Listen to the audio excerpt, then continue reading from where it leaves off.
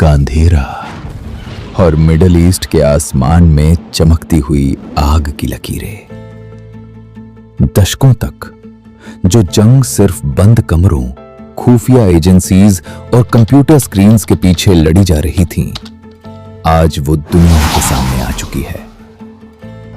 एक तरफ है इजराइल की एडवांस्ड मिलिट्री और मोसाद, और दूसरी तरफ है ईरान और उसका एक्सिस ऑफ रेजिस्टेंस। लेकिन क्या आप जानते हैं कि एक वक्त ऐसा भी था जब ये दोनों देश एक दूसरे के सबसे बड़े दोस्त हुआ करते थे? आखिर ऐसा क्या हुआ कि ये दोस्ती दुनिया की सबसे खतरनाक दुश्मनी में बदल गई? ये कहानी सिर्फ जमीन के एक टुकड़े की नहीं है। ये कहानी है सियासत की, अकीदे की और उस मुकद्दस जमीन की जिसके जर्रे जर्रे में इतिहास गूंजता है। मिडिल ईस्ट का दिल धड़कता है उस जमीन पर जिसे दुनिया जेरूसलेम या अल-कुद्स के नाम से जानती है।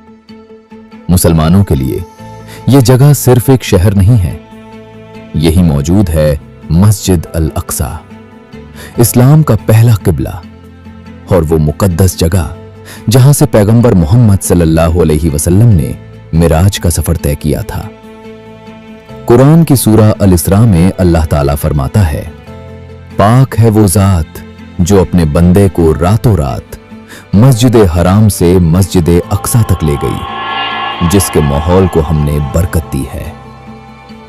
यही वो जमीन है जहां पैलेस्तीन का दर्द और आंसुओं की दास्तान पिछले कई दशकों से लिखी जा रही है। और इसी जमीन के इर्द गिर्द घूमती है ईरान और इजराइल की ये खामोश लेकिन बेहद खतरनाक जंग। लेकिन कहानी हमेशा से ऐसी नहीं थी। 1948 में जब इजराइल वजूद में आया तो अरब देशों ने उसे मानने से इनकार कर दिया। लेकिन 1950s के दशक में ईरान इजराइल को मान्यता देने वाले शुरुआती मुस्लिम देशों में से एक था। उस वक्त ईरान पर शाह मोहम्मद रेजा पहलवी की हुकूमत थी। शाह के दौर में ईरान और इजराइल के बीच गहरे व्यापारिक और खुफिया रिश्ते थे। ईरान इजराइल को तेल बेचता था और इजराइल ईरान को हथियार और खेती की टेक्निक देता था। दोनों का दुश्मन एक ही था, सोवियत यूनियन का असर और कुछ अरब देश। फिर आया साल 1999। ईरान की सड़कों पर आवाम का सैलाब उमड़ पड़ा। शाह की हुकूमत उखाड़ फेंकी गई और आयतुल्लाह रुहुल्लाह खुमैनी की क़यादत में इस्लामिक रेवोल्यूशन आया। इसी साल से ईरान और इजराइल की कहानी हमेशा के लिए बदल गई। आयतुल्लाह खुमैनी ने इजराइल को छोटा शैतान करार दिया। ईरान ने इजराइल के साथ अपने सारे रिश्ते तोड़ दिए। तेहरान में इजराइल की एम्बेसी को बंद करके उसे पैलेस्तीनी नेताओं को सौंप दिया गया। ईरान ने पैलेस्तीन की आजादी को अपनी फॉरेन पॉलिसी का सबसे अहम हिस्सा बना लिया। दोनों देशों के बीच सीधे तौर पर कोई बॉर्डर नहीं मिलता। इनके बीच हजारों किलोमीटर का फासला है। इसलिए सीधे हमले के बजाय एक नई तरह की जंग शुरू हुई। इसे कहते हैं शैडो वॉर। ईरान ने कुड्स फोर्स बनाई। इसका मकसद था मिडिल ईस्ट में इजराइल और अमेरिका के असर को रोकना। ईरान ने लेबनों में हिजबुल्ला, गजा में हमास और यमन में हुसी को ट्रेनिंग और हथियार देना शुरू किया। इसे ईरान एक्सिस ऑफ रेजिस्टेंस कहता है। वहीं दूसरी तरफ इस्राइल की खुफिया एजेंसी मोसाद ने ईरान के अंदर अपना खतरनाक जाल बिछाया।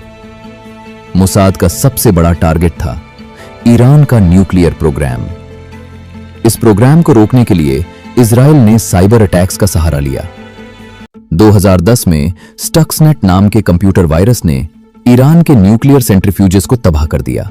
सिर्फ वायरस ही नहीं, ईरान के बड़े बड़े न्यूक्लियर साइंटिस्ट्स की सड़कों पर रहस्यमयी तरीके से हत्या होने लगी। 2020 में ईरान के सबसे बड़े न्यूक्लियर साइंटिस्ट मोहसिन फखरीजदे को एक रिमोट कंट्रोल मशीन गन से मार दिया गया।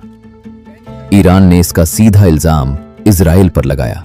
ये खुफिया जंग तब दुनिया के सामने आ गई जब सीरिया में हालात बिगड़े। और फिर आया अप्रैल 2024। सीरिया के दमास्कस में ईरान की एम्बेसी पर हमला हुआ, जिसमें ईरान के टॉप कमांडर मारे गए।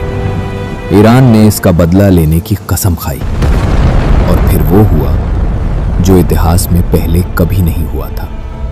ईरान ने अपनी ही जमीन से इजराइल पर 300 से ज्यादा ड्रोन्स और बैलिस्टिक मिसाइल्स दाग दी। आसमान में मिसाइल्स की बारिश थी और जमीन पर सायरन की गूंज। हालांकि इजराइल और उसके सहयोगियों ने आयरन डोम की मदद से ज्यादातर मिसाइल्स को आसमान में ही रोक लिया, लेकिन इस रात ने दुनिया को तीसरे विश्व युद्ध के मुहाने पर लाकर खड़ा कर दिया। इंसानियत का नुकसान का खेल है, लेकिन इसकी कीमत कौन चुका रहा है? आम इंसान, मासूम बच्चे। इस्लाम हमें क्या सिखाता है? कुरान की सूरा अल-माइदा आयत नंबर 32 में अल्लाह फरमाता है, जिसने किसी एक इंसान की जान बचाई मानो उसने पूरी इंसानियत की जान बचा ली, और जिसने किसी बेगुनाह को कत्ल किया मानो उसने पूरी इंसानियत का कत्ल कर दिया। आज मिडिल ईस्ट इस आयत का जीता जागता इम्तिहान बन चुका है। सियासी ताकत की इस जंग में मासूमों का खून पानी की तरह बह रहा है। ईरान और इजराइल की यह दुश्मनी आज दुनिया के सबसे उलझे हुए मसलों में से एक है। एक तरफ इजराइल है जो किसी भी कीमत पर अपने वजूद को बचाना चाहता है। दूसरी तरफ ईरान है जो इजराइल के इस वजूद को चुनौती देता है और मुकद्दस जमीनों की आजादी का नारा बुलंद करता है। क्या यह शैडो वॉर कभी एक मुकम्मल जंग में बदल जाएगी, या फिर मिडिल ईस्ट के आसमान से आखिरकार बारूद का धुआं छाटेगा? फिलहाल इस सवाल का जवाब इतिहास के गर्भ में छिपा है, लेकिन एक बात तय है, जब तक दुनिया में इंसाफ नहीं होगा तब तक सच्चा अमान कायम नहीं हो सकता।